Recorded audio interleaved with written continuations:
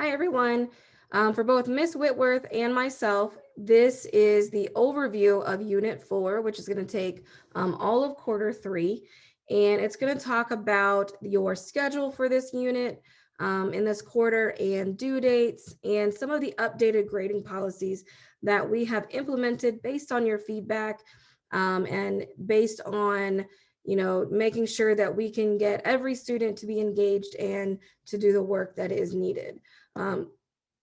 So just, if you were not in class, this is going to help, give you the verbal information. If you're a verbal processor, it'll be helpful. You can, of course, just read this on your own if you don't want to watch this video, but these are the expectations and the requirements that we will be holding you accountable for. So you do want to make sure you know it. All right, so welcome to Quarter 3. We have 3 goals this quarter, and by the end of the unit, you should be able to create the foundation of your portfolio website, which will be used in your junior and senior year. We will begin that process next week. And that is going to be where you're going to hold all of your writing and everything that you do in ELA over the next couple of years. And you'll be using that senior year as part of your capstone project. Our goal is that when you hit senior year, you're not as stressed by creating the website and working on an essay.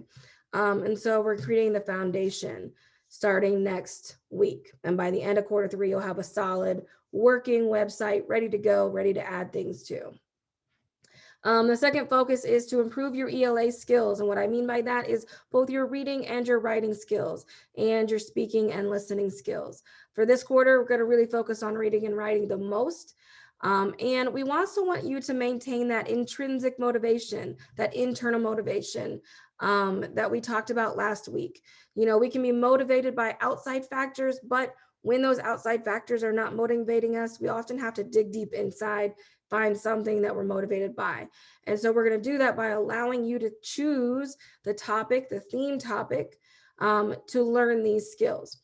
Bonus, composition will also make use of some of these things. So you got like more bang for your, buck, so to speak.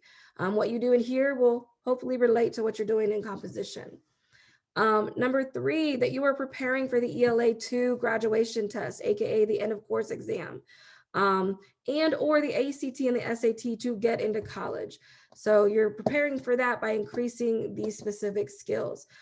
Yes, it is COVID-19, and yes, 2021, we do not know at this point whether ODE will make you take the test or make you not take the test due to COVID, but we're going to prepare for it anyway. Besides, we got to prepare you for next year. And so we want you to improve no matter where you are. So here is the schedule of assignments. You see in the first column, these are the weeks. And in the second column, you'll see the assignment, AKA or topic. Okay, so we're going to be doing what's called, you've got theme choice, that's this week. Next week, you're going to work on your website, and that won't be due till the end of the quarter, but you're going to be working on it. Excuse me, I'm sorry, it will be due, but you'll be adding to it by the end of the quarter. So it's like a work in progress. It's always kind of a draft right now. Week 3 through 7 is where we're going to really focus on these things called PLD, which means performance level descriptor. It's a fancy way to say, here's what ODE thinks you should be able to do by the time you graduate, by the time you end 10th grade. And you're going to see some of the same language. They're kind of like the I can statements or the learning targets that your teachers talk about. So the 6 that there are 19, but the 6 we're focused on for Quarter 3 are citing strong and textual evidence, making sure you can determine and analyze a theme or central idea, making sure you can talk about how an author unfolds analysis or an argument, or complex characters, how they develop a theme, which is what we worked on a lot with Macbeth. We're also looking at, can you look at an author's argument in a nonfiction text, and can you delineate it? Can you break it down, and can you say, this is what they're arguing, this is what they, their reasoning, this is what it does not make sense in their argument, it might not be logical, etc. We want to make sure you have those skills.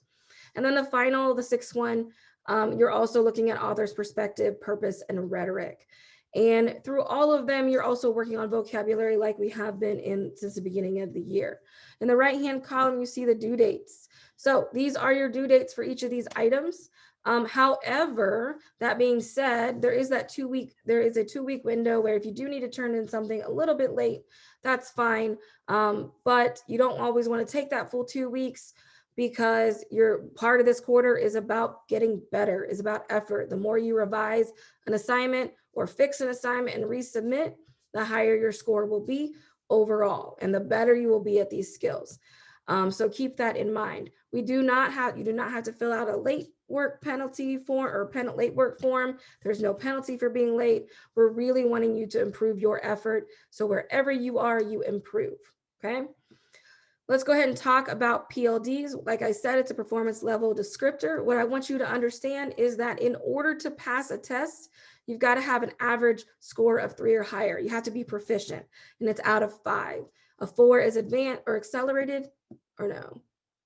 Yeah, 4 is accelerated and a 5 is advanced. So wherever you are, we want you to improve. And so if you do your first PLD and that assignment and you get a 2, we want you to revise to get a 3. You can keep revising to get it higher, but at least you got to get to that 3. Okay.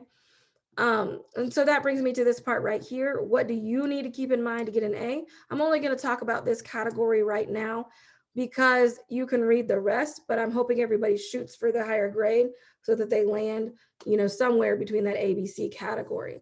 So in order to get an A, you need to have attempted all 6 assigned PLDs, all of which must score a 3 or higher.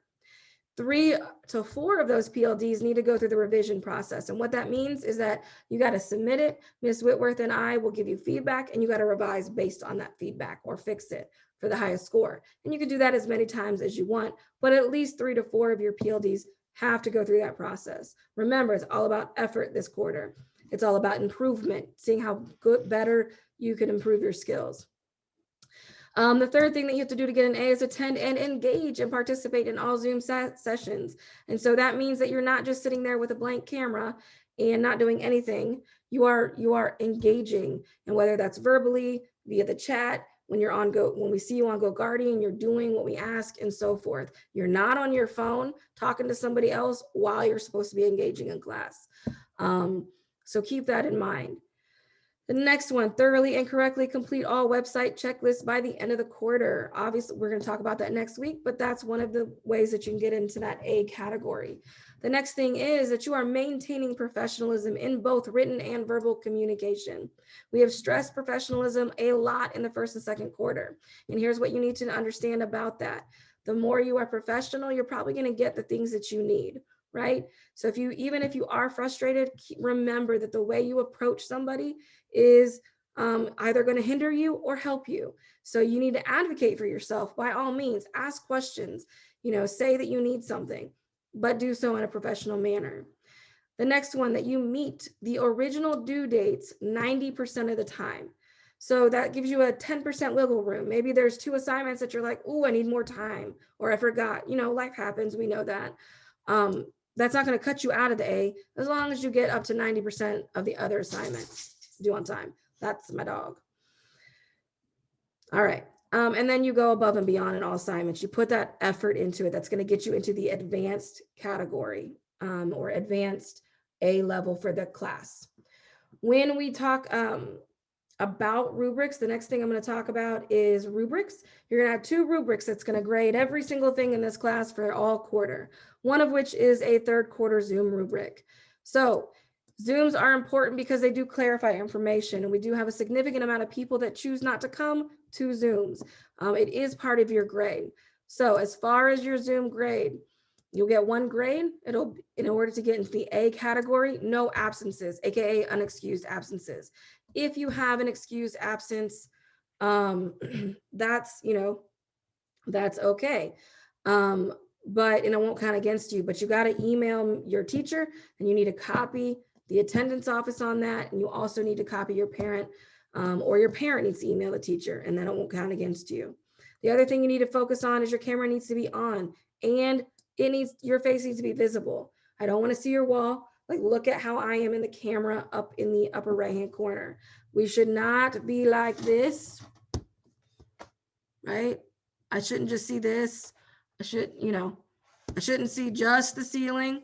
you need to make sure that we can see you, okay? And that without being reminded, like you just automatically do that, and that you are engaged, you participate in all the activities and so forth. And then it goes down from there. The second rubric that you need to understand, we're going to grade every single assignment you do other than Zoom on this rubric. This rubric is connected to the PLD. It is connected to what ODE says you must be skilled and proficient at. So remember that a proficient grade here is that you're following these things right here. So we're looking at your reading and writing. So to get an advanced, get an A on an assignment, a 9 to 10, I need you to have distinguished command of mugs. There's no errors. You're writing in a complex way, not just simple sentences. You're checking your spelling, your capitalization, all of those things. That you can determine multiple themes or set ideas of a text. So yes, you can look at one, but now if you wanted the advanced category, can you see multiple, and can you see how the author gets us there? Number 3, that you know how to provide an objective summary, which is what you've been working on in composition. We did it. I know we did it in 9th grade, and we're going to continue to do it in 3rd quarter in 10th grade.